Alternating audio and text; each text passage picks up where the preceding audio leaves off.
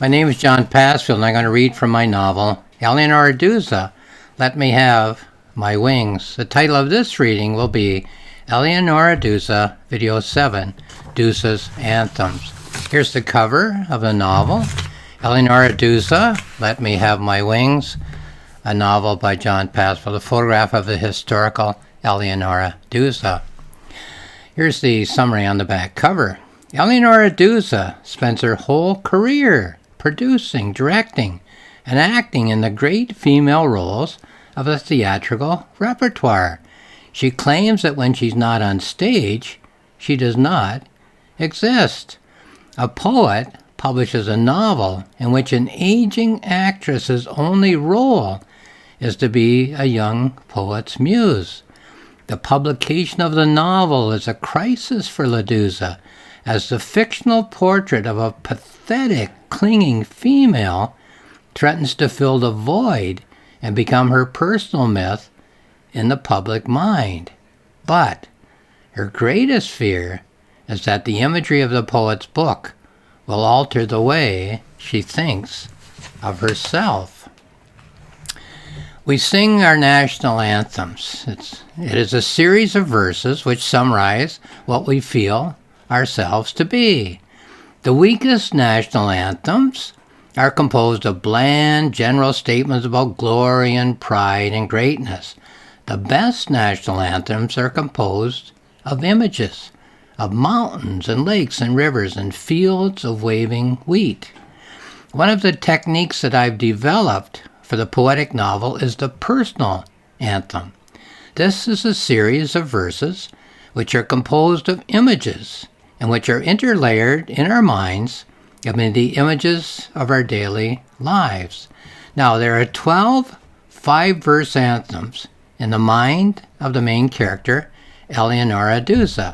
I will read 4 of them. So of 12, I will read 4 just to save time. Here's the first one, page 4. Now, they're spread out in the novel. Let me just find page 4, because they're spread out in the mind. So I think of imagery this way. If you think of curling on television, the camera's above, and there's a circle, and there are rocks in the circle. Those rocks are images, and they have a meaning. You can look at those rocks and see who's winning the game and who's not winning the game. But then another rock comes into the curling circle. That's another image. That image, that curling rock, can alter every rock in that circle, alter the meaning of every rock in that circle, can even knock a rock out of that circle, or 2 or 3 or whatever. So that's what imagery does. And one image can alter the meaning of all the other images, can even knock other images out of contention as offering meaning. So that's why these images, as small as they are spread out through the novel, because they're spread out through the thinking of the main character, whose thought is the 50,000-word novel. Okay, so here's the first one. Monday was wash day at the castle. The washerwoman hung the royal robes on the line. Now that's on page 4. We go all the way to page 13, which seems to me to be 11 pages of other imagery, other curling rocks, if you like. And here's another curling rock, which is going to adjust all those other images, perhaps, in terms of meaning. The queen's robe disappeared from the royal clothesline. The washerwoman was arrested and put on trial. Okay, then we go to page 20. So we're going from page 13 to page 20. 7 more pages of images of curling rocks, if you like. And another one comes into the circle. A scaffold was erected in the courtyard. The washerwoman was told that she was to die. And then we go to page 28. From page 20, that's obviously 8 pages of images being left out of this reading, but in the novel, because in the mind of the main character, the washerwoman begged for mercy from the monarch. The king sat in his royal robe and shrugged. Okay, now there's 5, as I said. Here's the 5th on page 36 of the novel. going from page 28 to 36. A vagabond heard news of tomorrow's hanging.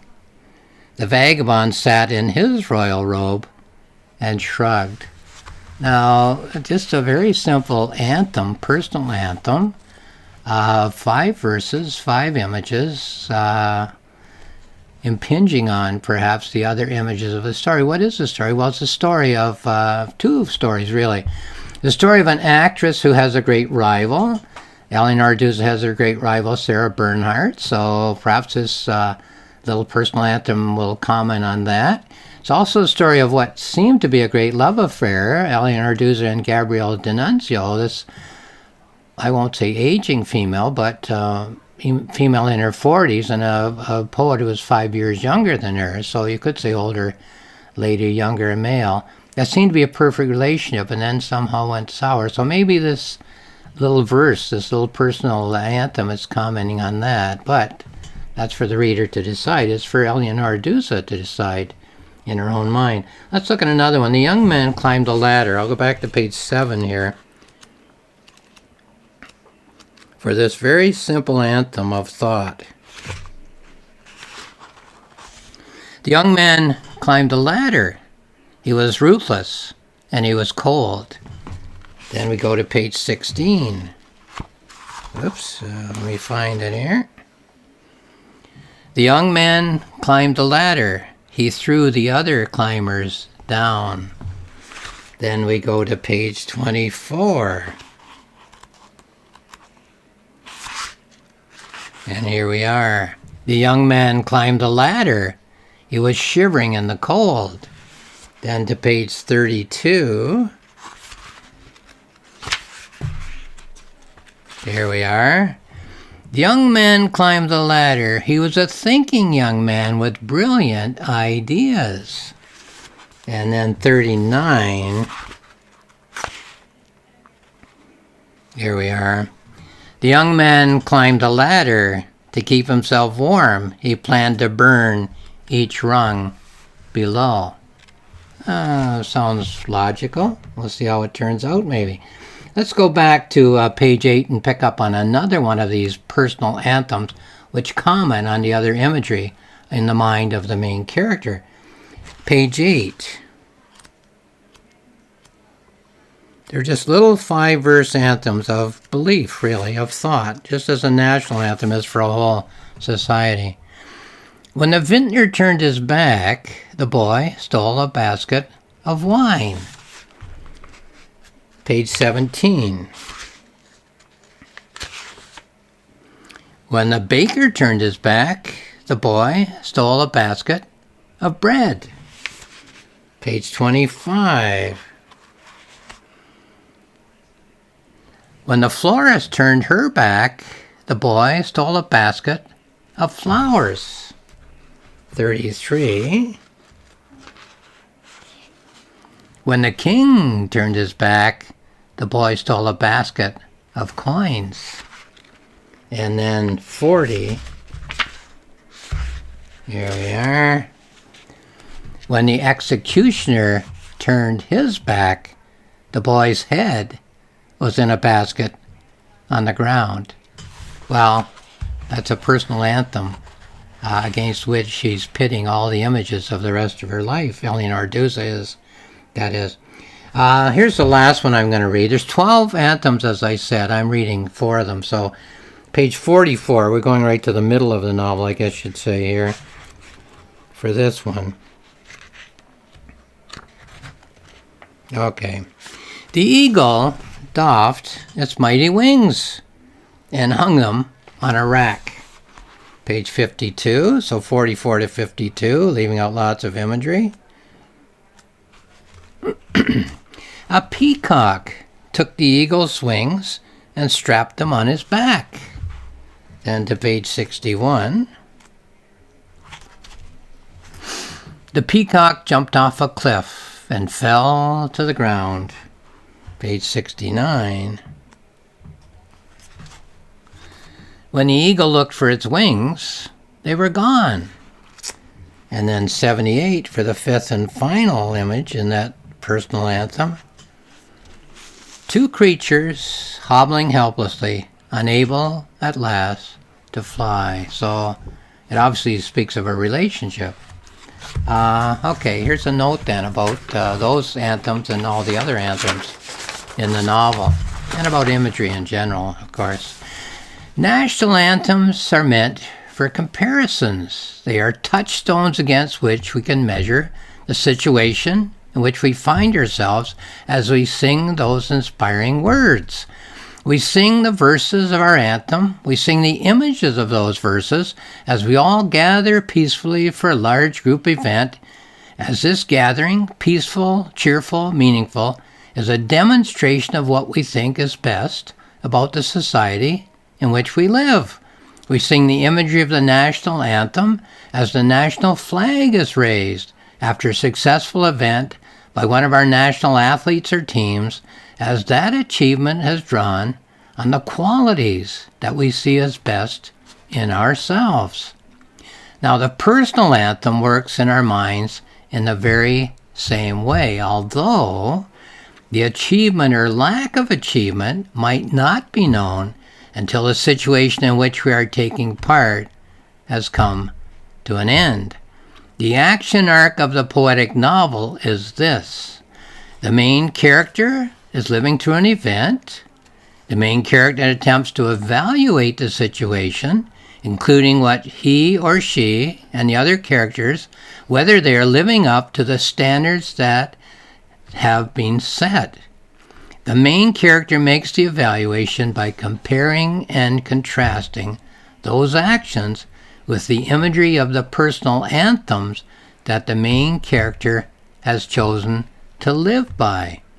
The verses of those anthems, the images of those anthems are composed of touchstone images, measurement images, evaluation images, yardstick images, meter stick images, images by which the main character can take a bearing on the course that he or she has been on, and, by so doing, either adjust that course, if need be, or carry on with a newfound certainty. Anthems are compasses by which we take our bearings, whether practical or moral, as we follow life's path. So, why 12 compasses instead of just one? Because the lives that we lead are very complex. An actual count of all the image compasses in the mind of the everyday person would probably be astronomical. I have chosen 12 as a literary indication of the evaluative image dynamic which goes on at every moment of our lives. So, imagery and how it works. Elenora Duse, Let Me Have My Wings, a novel by John Passfield. It's available on Amazon with information. It's available at rocksmillspress.com. My publisher, rocksmillspress.com. More information. For 2 free books, which you can access just by clicking on the icons, go to johnpassfield.ca, johnpassfield.ca. A planning notebook, how I wrote the novel, stage by stage, step by step, and a journal, how I reflected on the novel as I was polishing it. So johnpassfield.ca for those 2 books of free access. Lastly, thank you for watching this video. Thank you.